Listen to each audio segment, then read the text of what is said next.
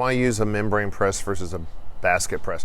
So the membrane press, the geometry of pressing in the two presses is very different. So the yield, which is the amount of liquid per ton of grapes, we get the yield is much higher in the membrane press than it is in the basket press.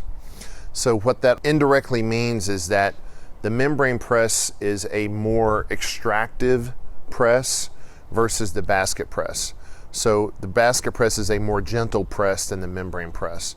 And so there are times when we want to maximize our liquid yield, we would use the membrane press.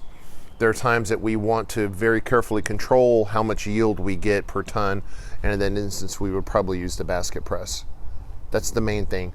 The other sort of critical component is that generally we don't put white wines in the basket press at all because the geometry of that pressing is not very conducive to yield for a whole cluster grape.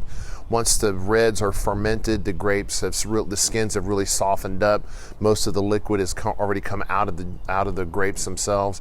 So we put that in the basket press, and we're not so worried about a slightly diminished yield because we get a much higher quality product than we would if we put it in the basket press or in the membrane press. But sometimes we will take what's left over out of the basket press and put it in the membrane press because we want to get more out of it. If it's really incredibly good, we would do that just to make sure we had as much as we could get.